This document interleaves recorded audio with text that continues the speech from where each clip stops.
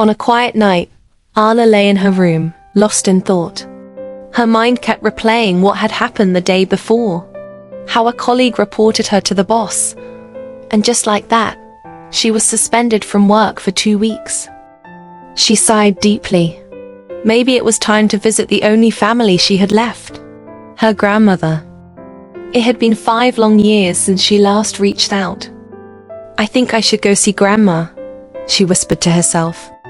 But sleep did not come easily that night. As she turned restlessly in bed, an old memory slowly crept into her mind. A memory she had tried to forget for years. She was only 6 years old.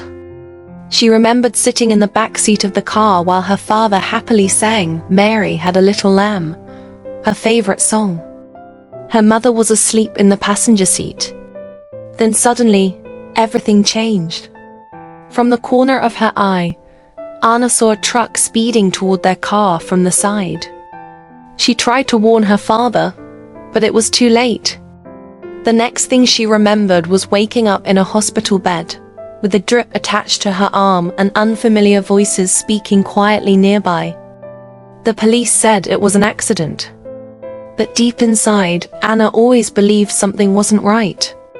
She suddenly snapped back to reality in her bedroom, her heart racing. Eventually, exhaustion took over, and she drifted into sleep. The next morning, Anna made up her mind. She was going on a road trip. She packed some snacks, bottles of water, and her favorite peanuts.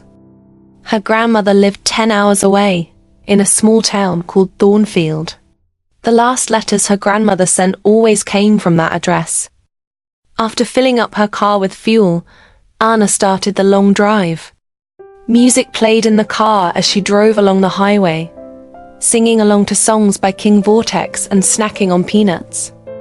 Then suddenly, frustration crossed her mind. "Go to hell, Justin," she shouted, thinking about her boss.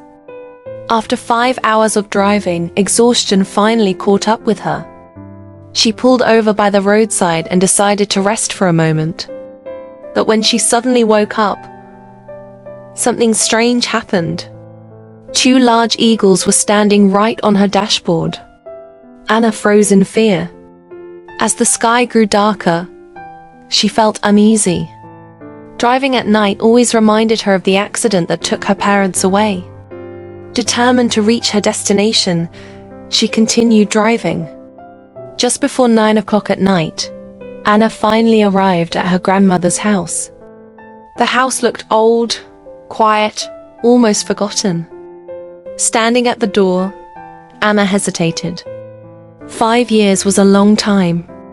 What if Grandma was still angry? Taking a deep breath, she rang the doorbell. The door slowly opened. An old woman stood there. "Welcome, Nana," Grandma Elsa said.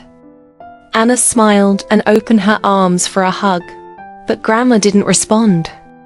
"I'm not happy to see you after 5 years," Elsa said coldly. "I kept writing letters to you, but you never replied." Anna's heart sank.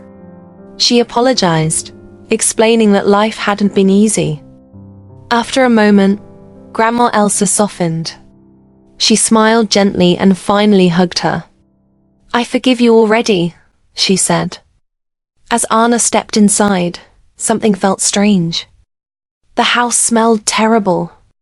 When she asked about it, Grandma simply said she was too old to clean the entire house anymore.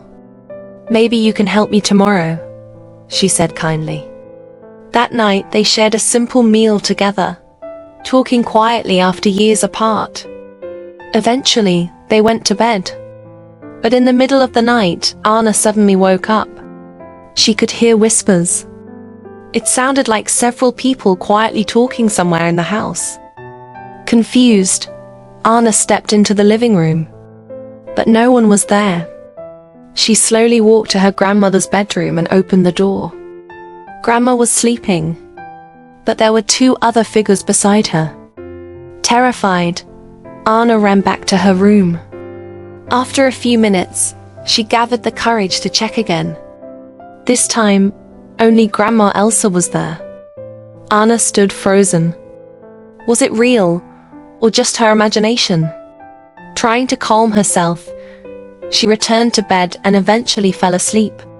The next morning, a knock on the door woke her up. When Anna opened it, a young man stood outside. "Hi," he said. "I'm Daniel, your neighbor." He looked at her curiously. "Are you the new occupant of this house?" Anna smiled. "No, I'm just visiting my grandma. She owns this house." She turned around to call her. But Daniel's expression suddenly changed. "Your grandmother?" he asked slowly. "Elsa passed away 4 years ago." Anna felt the world stop around her. She rushed inside to find her grandmother. But the house was empty. Every room completely empty. Daniel stepped inside to help search. They called out for Elsa, but there was no answer. That's when Anna suddenly realized the truth. She had slept in that house with a ghost. She had spoken to her grandmother's spirit. Daniel quietly handed her a folded paper. "This must be for you," he said softly.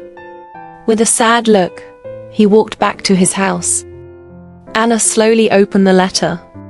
Her hands trembled as she unfolded it. It was from her grandmother. A message waiting for her, even after death.